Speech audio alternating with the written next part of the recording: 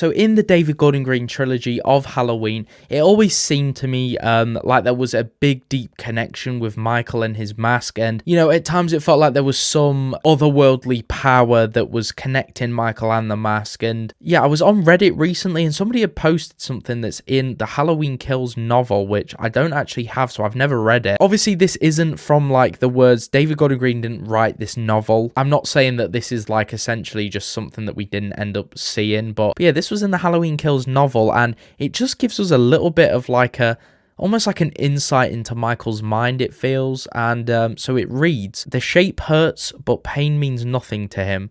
Whether it's his own or someone else's, there's only one thing that's important to him now, regaining his face.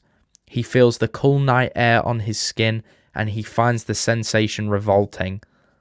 His true face protects him from the outer world, helps him control the maelstrom that rages inside of him.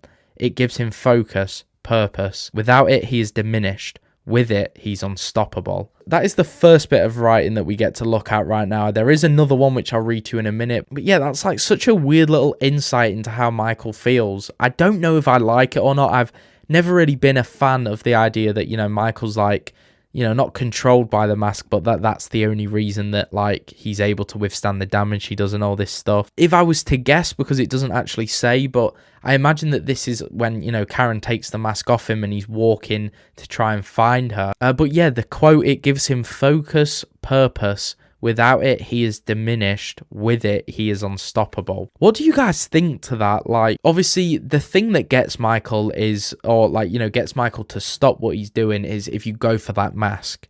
You know, there's no denying that. Michael definitely feels strongly about that mask. It's interesting as like the way they say his true face protects him from the outer world as well. And it helps him control the maelstrom that rages inside him. Yeah, it's an interesting inside look into Michael's mind, I guess. I don't think, you know, I'm glad that, I mean, obviously it would be hard to show that on a film as such, you know. But yeah, I'd rather just not know that feeling. I think I'd still, you know, rather just keep it nice and simple with Michael. Like, you know, we know for whatever reason it is, he does not like people touching the mask or taking it off him, which, you know, to some sense is like a protection thing for him. I understand that. But moving into our next quote, the shape has sustained so much physical damage that even he feels it, and the pain is an alien sensation to him, one for which he has no name. He does not like it. His attackers are blurs of motion around him, a series of fragmented images, hate-filled eyes, bared teeth, hands wrapped tight around weapons. He hears sounds as well, feet shuffling, rapid breathing, grunts of effort, invectives hurled at him as if they're weapons themselves, and of course he hears the solid, meaty thuds of the blows landing on his body, one after the other without let up. The shape senses something then, a familiar, welcome presence. He turns his head to the side and finds himself looking at his other face, his real face. Lying on the asphalt, forgotten by the crowd, blood pools on the ground between them, his blood, but it is of no importance. His face is just out of reach, but if he can stretch his hand far enough, the 3 fingers remaining on his left hand brush the mask's edge, fumble at it, finally get a grip. He yanks his face towards him, drawing it through his blood, and in a single fluid motion, he slips the gore-slick mask over his head and springs to his feet. He draws in a deep breath, feeling the pain of his injuries recede. He is strong again. He is whole. Wow, that is very interesting.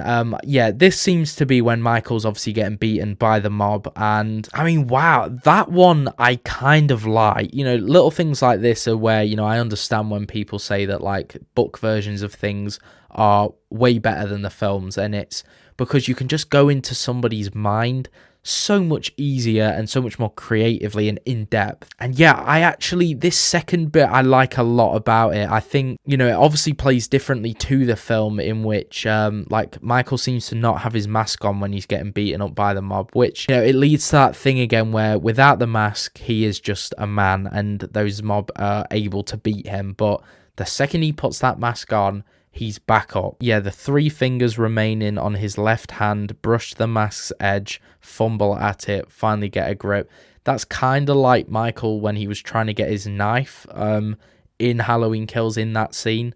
if you remember. But yeah, very interesting. It all leads back to that thing of like, you know, Michael needing his mask to, you know, do what he does, and if that is the case. And, you know, I'm 50-50. I didn't so much like the first bit. I know it's, at the end of the day, it's leading to the same conclusion that Michael, like, needs his mask as such. But this second bit, like, I like the idea of that mask being just connected to him so much that, you know, he feels it as such. But just maybe not so like the whole like it gives him powers thing. That's the bit where I kind of switch off. But that idea that he wants that mask just because it's him, that I really do like, and I can get behind that for sure. And yeah, like I said, I really like that last piece. But yeah, let me know what you guys do think of this. I thought it was just really interesting, so yeah, I thought I'd make a video on that. Yeah, let me know down below in the comments if you guys like the idea of that maybe being the case. And yeah, let me know if you've read the novel and tell me of maybe some other things that you guys saw in it that was really interesting and different. Before I do go, I do want to say yet again, I'm saying this basically at the end of every video, but